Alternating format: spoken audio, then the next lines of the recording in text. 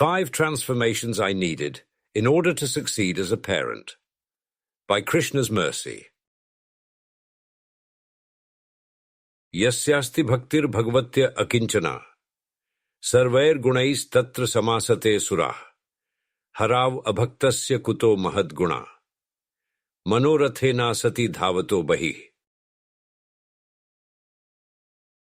Quote, all the demigods and their exalted qualities, such as religion, knowledge, and renunciation, become manifest in the body of one who has developed unalloyed devotion for the Supreme Personality of Godhead, Vasudeva. On the other hand, a person devoid of devotional service and engaged in material activities has no good qualities. Even if he is adept at the practice of mystic yoga or the honest endeavor of maintaining his family and relatives, he must be driven by his own mental speculations and must engage in the service of the Lord's external energy. How can there be any good qualities in such a man? Shrimad Bhagavatam, 1:18. 1. Be patient. I have no margin for error. I cannot rush things. This is a brand new life, after all. You cannot force this person to suddenly walk and talk. You have to trust the process. You have to go along with diligence, maintaining steadiness in the protection that you offer. 2. Change diet. I have no margin for error. I used to come home from work and lie down immediately. I was so tired. That will no longer fly. I have to pay attention. I have to give time to my child. I noticed that if I eat differently during the day, I have more energy at night. I eat lighter and avoid any type of bread. This change has worked wonderfully for me. I am not turning into a nutrition spokesperson or anything. Your mileage may vary, but I am just sharing with you my experience. 3. Stay physically fit. I have no margin for error. This child is counting on me. The family depends on me for everything. I have to remain in the best shape possible. This means finding time to exercise properly during the day. I cannot let myself go. It is not about how I look either. I am constantly on high alert. It is like that relief pitcher in the bullpen. There are no excuses when they are called to enter the game. 4. Sleep on time. I have no margin for error. I would love to watch this game until its completion, but that will ruin my day tomorrow. I must be properly rested to begin the day. This is a sacrifice I must make. There is no other way. 5. Prepare healthy meals. I have no margin for error. We cannot keep eating meals from outside. The cost is too much. We need to save money for tuition and other child-related expenses. We also want everyone to be healthy. It just takes a little time each day, but the key is to maintain the momentum. If we make food on a regular basis, the time spent will pay off in the long run. The aspiring transcendentalist within the Bhakti tradition of Vedanta takes issue with some of the recommendations they hear. The recommendations are in response to problems. They are like potential solutions. When the sadhak has some questions, when they wonder about the benefit to a particular practice or restriction, whether it be on the pravritti side or the nivritti side, they tend to hear advice along the following lines. Prabhu, you need to chant more rounds. You need to really listen to the sound. You need to hear the holy names that are within the mantra. Hare Krishna, Krishna Krishna, Hare Hare, Hare Ram, Ram Ram, Hare Hare.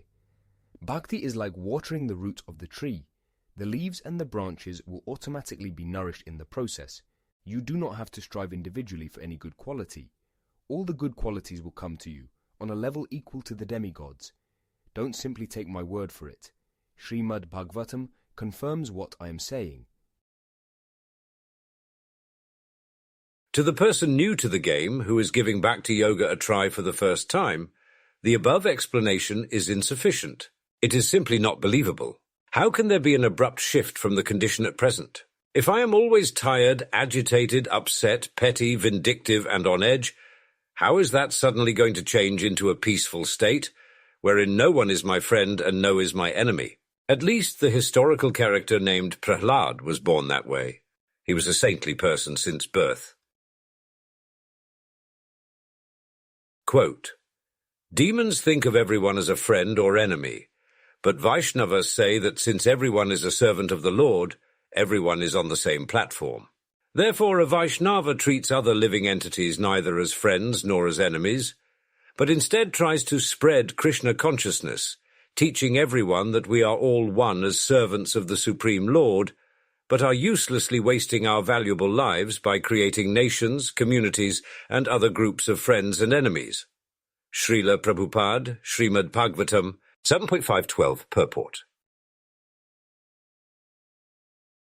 How am I supposed to transition into a way of living that is foreign to me, especially when there is no targeting of the different qualities? It is not like the experiment that a young Benjamin Franklin underwent, wherein he maintained a chart of virtues and subsequently gauged his progress over time. The promise here is that simply by worshipping the Supreme Personality of Godhead, Vasudeva, through any or all of the 9 principal methods of bhakti, there will be no gaps remaining. The above-reviewed situation of the first-time parent gives an idea as to how shifts take place all the time within the life experience without specific attention to the details. In this case, the parent has to make changes if they want to succeed. They do not have time to make a careful assessment. They go by instinct. They have a particular goal which must be met. They then adjust their behavior to meet that goal. Anything that gets in the way is essentially unwanted. It is exactly what the Sanskrit word anartha describes. The transformation in Bhakti Yoga is similar, but with one distinction. If we make devotion our goal, at least in the explicit sense, where there is attention to vidhi, or ritual and regulation, then we will adjust everything else in life to meet that goal. We will rise at the appropriate time in the morning. We will place emphasis on sadhana. We will let go of anger and resentment precisely because there is no room for it. We will look for conditions optimal to success, and the person successful in worshipping Hari through devotion tends to have qualities that society considers to be good. Tesha satata yuktanam bhajtam priti purvakam dadami buddhi yogam tan yen mam upayanti te. Quote, to those who are constantly devoted and worship me with love, I give the understanding by which they can come to me. Lord Krishna, Bhagavad-gita, 10:10. The distinction we referenced previously is the addition of assistance from the object of worship. Vasudeva will help us. He will break from his position of neutrality that applies to the individuals who are enamored by Prakriti.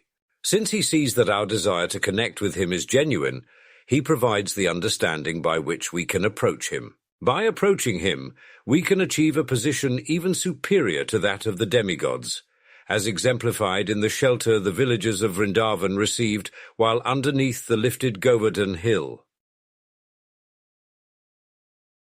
Varshtindre vraj, kopad bhagnamane tivihval, Gotra Leela tapatren trato bhadranugrahnata. Quote, O sober Vidura, King Indra, his honour having been insulted, poured water incessantly on Vrindavan, and thus the inhabitants of Vraja, the land of cows, were greatly distressed. But the compassionate Lord Krishna saved them from danger with his pastime umbrella, the Govardhan hill. Uddhav, Shrimad Bhagavatam 3.2.33. In closing, a tall order and task, how the demigods can surpass, just by worshipping through, known as Vasudeva who? Example from first puja take, how Govardhan an umbrella to make. Despite attack the highest deva made, under that shelter everyone stayed.